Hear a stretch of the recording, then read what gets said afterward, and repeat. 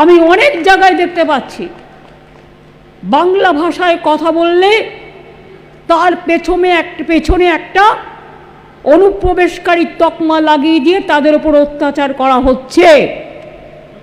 কেন, কি কারণ? দেশটা তো ভারতবর্ষ। এই দেশে আমার এখানেও 1 কোটি 1.5 কোটি লোক কাজ করেন বাইরের। বিহার বলুন, উড়িষ্যা বলুন, মধ্যপ্রদেশ বলুন, রাজস্থান বলুন, গুজরাট বলুন, তামিলনাড়ু বলুন, কই তাদের তো আমরা ভাই বোনের মতো সম্মান করি।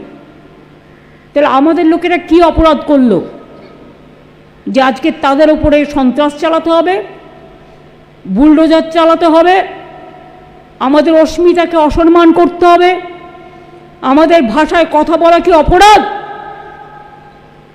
আমাদের ভাষাকে দখল করার চেষ্টা করা হবে, বাংলার সংস্কৃতিকে অসম্মান করা হবে, বাংলার মানুষের অধিকারকে কেড়ে নেওয়া হবে। আমরা তো কারো অধিকার কাড়ার পক্ষে নই, আমরা গণতন্ত্রের পক্ষে, আমরা সর্বধর্ম সমন্বয়ের পক্ষে। প্রত্যেকটা মানুষের অধিকার আছে। কবি নজরুল ইসলাম লিখেছিলেন, কোরআন পুরাণ বেদ বেদান্ত বাইবেল ত্রিপিটক গ্রন্থ সাহেব জেন্দা বেস্তা পড়ে যাও যত শখ। আমরা তো রাজবংশী ভাষা, নেপালি ভাষা, গুরমুখী ভাষা, কামতাপুরী ভাষা, অলচিকি ভাষা, কুরমালি ভাষা, সাদ্রি ভাষা সহ কত ভাষাকে, হিন্দি ভাষা, উর্দু ভাষা আমরা সবাইকে রেকগনাইজ করেছি। আর যারা অত্যাচার করছেন একটা পার্টিকুলার বিধর্মী কিছু লোকজন, বাংলা বিদ্বেষী, তাদের আমি বলি শুনে রাখুন, বাংলা ভাষা আপনাদের দয়া আসেনি। 1950 সালে সংবিধান যখন প্রণয়ন হয়েছিল তখন থেকেই বাংলা ভাষা রেজিস্টার্ড এবং 8ম তপশিলিভুক্ত স্বীকৃত ভাষা হিসেবে স্বীকৃত। কারো দয়া আসেনি। আর যদি ধ্রুপদ নিয়ে বলেন, ধ্রুপদ সাহিত্য সব রাজ্যকে দিয়েছিলেন, একমাত্র বাংলা বাদ ছিল।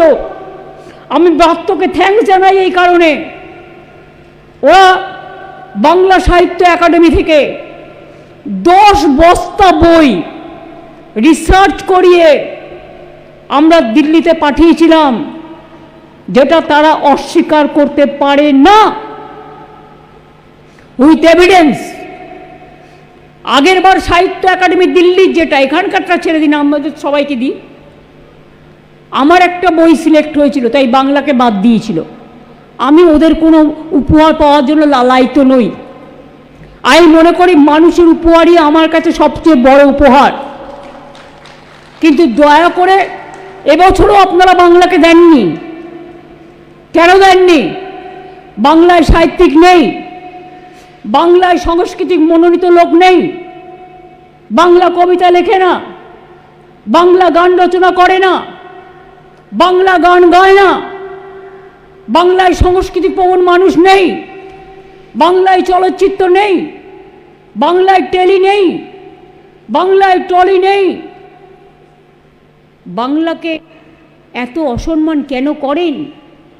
মনে রাখবেন, 21 মানেই সংগ্রাম, আর 21 মানেই অঙ্গীকার।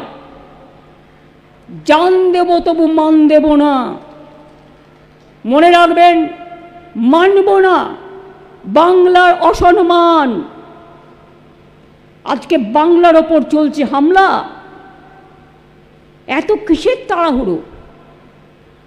বাংলার লোকেদের ভোটার অধিকার থেকে বাদ দেয়া, সংস্কৃতি থেকে বাদ দেয়া, ভাষার সম্মান থেকে বাদ দেয়া। আপনারা কি চান? বাংলাটা চলে যাবে? আপনারা কি চান? বাংলাটাকে গায়ের জোরে দখল করবেন? আপনারা কি মনে করেন বাংলার মানুষের অধিকার কেড়ে নেবেন? আমি রবীন্দ্রনাথ ঠাকুরের ভাষায় বলি, মানুষের অধিকারে বঞ্চিত করেছো যারে, সম্মুখে দাঁড়ায় রেখে তবু করে দাও না স্থান। অপমানে হতে হবে একদিন সবার তাহার সমান। বা সবার সমান, মনে রাখবেন যারা এইসব করছেন,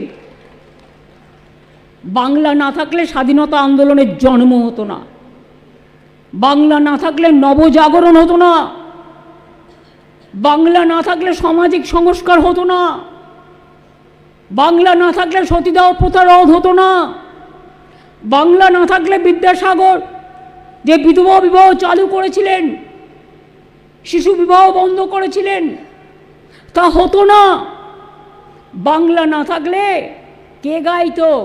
ফাঁসির মঞ্চে গেয়ে গেল যারা জীবনেরও জয়গান, ৮০ অলক্ষে দাঁড়ায়ছে তারা, দিবে কোন বলিদান। যান গিয়ে দেখে আসুন, স্বাধীনতা আন্দোলনে যারা ফাঁসির মঞ্চে গেছেন তার ৯০% বাংলার লোক, আর 10% পাঞ্জাব অবশ্যই আছে, কারণ দুটো দেশের ওপর, দুটো রাজ্যের ওপর এফেক্টটা বেশি হয়েছিল দেশভাগের পর, এবং লড়াইটা তারা করেছিল পাঞ্জাবে জালিয়ানওয়ালাবাগের হত্যাকাণ্ড আপনাদের মনে আছে, যার প্রতিবাদে রবীন্দ্রনাথ ঠাকুর নাইট উপাধি ত্যাগ করেছিলেন। আমরা এসব ভুলে যাই না, এসব আপনারা ভুলে যান। কখনো বিদ্যাসাগরকে অসম্মান করেন, কখনো রাজা রামমোহন রায়কে অসম্মান করেন, কখনো রামকৃষ্ণ পরমহংসদেবকে অসম্মান করেন, কখনো স্বামীজিকে অসম্মান করেন, কখনো নেতাজিকে অসম্মান করেন, কখনো বাংলার মাটিতে অসম্মান করেন। আর সেই বাংলায় সব এজেন্সি দিয়ে গায়ের জোরে সব করায়ত্ত করতে চান। গায়ের জোরে আর যাই করুন, মনে রাখবেন আম গাছে কখনো আমড়া হয় না, আর পেয়ারা গাছে কখনো বাবলার কাটা হয় না। আগে বাংলাকে ভালোবাসুন, তারপরে বাংলাকে অসম্মান করবেন। বাংলা সব সহ্য করতে পারে, দরকার হলে নিজেদের উজাড় করে দিতে পারে দেশের জন্য।